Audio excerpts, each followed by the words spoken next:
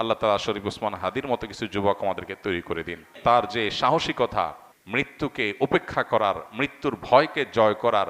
ওসমান হাদি বলেছেন তার বাবা তাকে উদ্বুদ্ধ করেছেন, তার বাবা তাকে জেনারেল শিক্ষায় যেতে বলেছেন, অনুমোদন দিয়েছেন এই শর্তে যে তুমি অন্যায়ের বিরুদ্ধে লড়াকু সৈনিক হবে। বিপ্লবী শরীফ ওসমান হাদির নীতি নৈতিকতাও আমাদের সবাইকে কাঁদিয়ে চলে যাওয়া সম্পর্কে কি বলবেন? দেখুন, ইসলাম আমাদেরকে সবসময় সৎ কাজের আদেশ এবং অসৎ কাজে বাধা প্রদান করার কথা বলে, অন্যায় অনাচারের বিরুদ্ধে অবস্থান নিতে বলে। ইসলাম আমাদেরকে বলে সবসময় আমরা নিজের ব্যক্তি স্বার্থের ঊর্ধ্বে অন্যের কল্যাণ সাধনে নিজেকে নিয়োজিত করব। ইসলাম আমাদেরকে বলে আল্লাহর রাহে নিজের জীবনকে নজরানা হিসাবে পেশ করার জন্য স্বপ্ন আমরা লালন করব।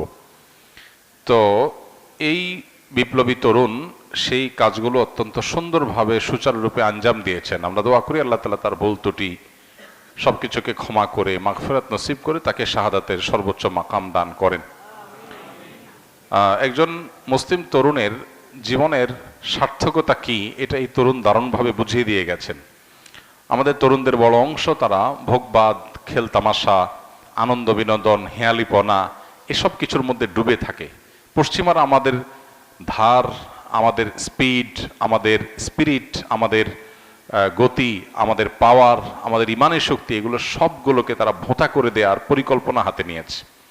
আমাদেরকে নারীতে, মাদকে, বিভিন্ন বিষয়ে তারা আসক্ত করে ফেলেছে এবং এই ভোগের মধ্যে জীবনযাপন করাটাই বা ক্যারিয়ার বা নিজের গণ্ডির সীমাবদ্ধ চিন্তার মধ্যে আবদ্ধ থাকাটাকেই জীবনের লক্ষ্য হিসাবে যেন আমরা বেশিরভাগ তরুণরা আমরা বানিয়ে নিয়েছি। তো এই গণ্ডি ভাঙতে পারা, ভয়কে জয় করতে পারা, মৃত্যুকে ওয়েলকাম করতে পারা, মৃত্যুর জন্য অপেক্ষা করতে পারা, এটা ইমানদারের চরিত্র। ওসমান হাদি তিনি যদি ইমানদার না হতেন, তিনি যদি মাদ্রাসা পড়ুয়া না হতেন, তিনি যদি তা মুসলমান পরিবারের আলেম পরিবারের সন্তান না হতেন, তার ভিতরে যদি দ্বীনি চেতনা না থাকতো, তিনি হয়তো তথাকথিত বিপ্লবী হতে পারতেন, কিন্তু মৃত্যুকে এতটা হাসি মুখে আলিঙ্গন করার এই শিক্ষা কোরআন হাদিস ছাড়ার কোথাও থেকে পাওয়ার কোনো সুযোগ নাই। অতএব আমাদের প্রত্যেকটা যুবক কিভাবে তিনি ন্যায়নিষ্ঠ হবেন, কিভাবে তিনি দেশের মানুষকে, মুসলিম মিল্লাতকে অন্যায়ের হাত থেকে রক্ষা করবেন, আধিপত্যবাদীদের বিরুদ্ধে কিভাবে তিনি লড়ে যাবেন এবং ব্যক্তি স্বার্থ চিন্তা করবেন না, ফ্যামিলি স্বার্থ চিন্তা করবেন না, এগুলোর ঊর্ধ্বে উঠবেন, আল্লাহর উপরে ভরসা রাখবেন, আল্লাহর সঙ্গে সাক্ষাতের প্রত্যাশা করবেন, সেই ন্যায়নিষ্ঠ হওয়ার, অন্যায়ের বিরুদ্ধে প্রতিবাদী হওয়ার, অসৎ কাজে বাধা প্রদান করার শিক্ষা ওসমান হাদি আমাদেরকে দিয়ে গেছেন। আলহামদুলিল্লাহ, আমরা দোয়া করি আল্লাহ তাআলা তার শিক্ষা আমাদের জীবনে ধারণ করার তৌফিক দান করুন এবং আমাদের সবাইকে তার যে ভালো গুণগুলো আছে সেগুলো অর্জন করার। তার মতো আরো অনেক তরুণরা আমরা নিকট অতীতে দেখেছি, তারা দারুণভাবে নিজের কাজটা করে যেতে পেরেছেন, আদর্শ স্থাপন করতে পেরেছেন। আমরা তাদের সবার জন্য দোয়া করি এবং তার শোকসন্ত পরিবারকে আল্লাহ তাআলা সান্ত্বনা নসিব করুন এবং তার আদর্শ যেন হারিয়ে না যায়। ওসমান হাদিরা যেন যুগ যুগ ধরে এই দেশে, এদেশের মাটিতে বেঁচে থাকে।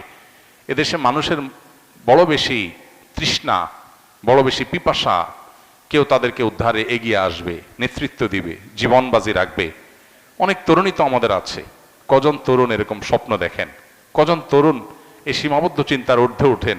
ওসমান হাদি বলেছেন তার বাবা তাকে উদ্বুদ্ধ করেছেন, তার বাবা তাকে উৎসাহিত করেছেন, তার বাবা তাকে জেনারেল শিক্ষায় যেতে বলেছেন, অনুমোদন দিয়েছেন এই শর্তে যে তুমি অন্যায়ের বিরুদ্ধে লড়াকু সৈনিক হবে। তার পরিবার থেকে তিনি পরিপূর্ণ সাপোর্ট পেয়েছেন। তো কয়টা পরিবার এরকম আছে, কয়টা মা বাবা এরকম আছে যে বাবা তুমি কেরিয়ার গড়ে অনেক টাকা পয়সা কামাই করবা, অনেক বড় পদ চেয়ারে যাবা, আর আমরা ভোগবাদের ভিতরে থাকবো, আমরা সেগুলো ভোগ করব, ভাবসাব হবে, সামাজিক অবস্থান হবে, এগুলো আমাদের টার্গেট না। আমাদের টার্গেট তুমি মানুষ হও, ইমানদার হও, আল্লাহ ভীরু হও, আল্লাহ ছাড়া কাউকে পরোয়াকারী হইও না, সমাজটাকে পরিবর্তনের জন্য চেষ্টাটা করো। ইমানদারের সার্থকতা হলো সমাজ পরিবর্তন করার চেষ্টা যদি সে করে, চেষ্টা করতে না পারলেও আল্লাহর কাছে সব পরিপূর্ণভাবে পেয়ে যাবে। নবী করিম সাল্লাল্লাহু আলাইহি ওয়াসাল্লামের একটা হাদিস রয়েছে, কোনো ব্যক্তি যদি শাহাদাতের আকাঙ্ক্ষা লালন করে, শাহাদাতের তামান্না লালন করে, কিন্তু তার মৃত্যু যদি হয় বিছানায় স্বাভাবিক মৃত্যু, শহীদ যদি সে হতে নাও পারে, আল্লাহর কাছে শাহাদাতের মর্যাদা সে পেয়ে যাবে। অতএব স্বপ্নটা ইমানদারের বড় হতে হবে, চিন্তাটা পরিবর্তিত হতে হবে, চেতনাটা শানিত হতে হবে, পবিত্র হতে হবে, চিন্তাটা উন্নত হতে হবে। নিচু চিন্তা, সীমাবদ্ধ চিন্তা, ভোগবাদের চিন্তা, মোজমাস্তির চিন্তা, শুধুমাত্র হাসি তামাশার চিন্তা, এটা মুসলমানের চিন্তা হতে পারে না। মুসলমান আব্দুল ইবনে ওমরের, বেলালের, আম্মারের, সোহেবের, আব্দুল ওমর রাদিয়াল্লাহু তাআলা আনহুর, আব্দুল ইবনে আব্বাস রাদিয়াল্লাহু তাআলা আনহুর, খালিদ ইবনে ওয়ালিদ রাদিয়াল্লাহু তাআলা আনহুর, মুসআব ইবনে ওমর রাদিয়াল্লাহু তাআলা আনহুর আদর্শের সন্তান। তারা জীবন বাজি রেখেছেন, সব উৎসর্গ করে দিয়েছেন। আর ভোগ বিলাস এগুলো তো অন্য 10টা ছেলেও করতে পারে, আত্মত্যাগ সবাই করতে পারে না। সামান্য ক্যারিয়ারের চিন্তা নিয়ে আবদ্ধ হয়ে থাকা, সীমাবদ্ধ চিন্তার মধ্যে আবদ্ধ থাকা, এটা তো পৃথিবীর সব যুবক তরুণী করে। আমি ব্যতিক্রম, আমি ইউনিক, আমি ভিন্নতর, আমি মুসলিম, আমি অন্যরকম, এই বিষয়টা সবাই পারে না। এটার জন্য দরকার কোরআন এবং হাদিসের ইন্সপিরেশন, এটার জন্য দরকার কোরআন হাদিসের শিক্ষা, এটার জন্য দরকার হলো পারিবারিকভাবে সাহায্য, তাদের সহযোগিতা, তাদের সমর্থন। আল্লাহ তাআলা আমাদের তরুণদেরকে সবকিছু হাসিল করার তৌফিক দান করুন।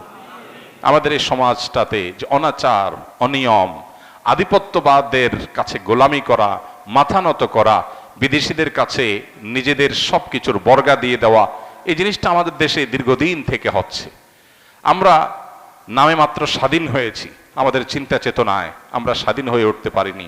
আমরা পরিপূর্ণ স্বাধীনতার স্বাদ ভোগ করছি না।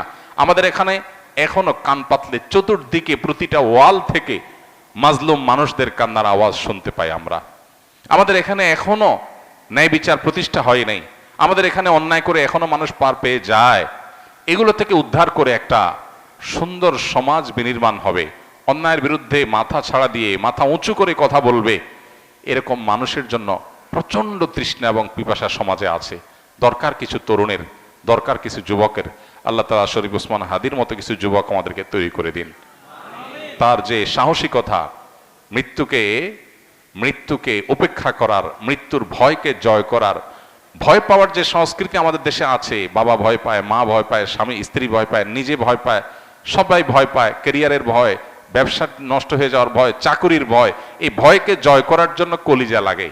আল্লাহ তাআলা সেই কলিজা, সেই সাহসিকতা, সেই ইমানের শক্তি আমাদের সবাইকে নসিব করুন। এবং আবারও দোয়া করি আল্লাহ তাআলা এই বিপ্লবীকে, এই তরুণকে তার ভুল ত্রুটিগুলোকে মাফ করে কিয়ামতের ময়দানে শহীদদের কাতারে সর্বোচ্চ সম্মানের সাথে তাকে শামিল হওয়ার তৌফিক দান করুন।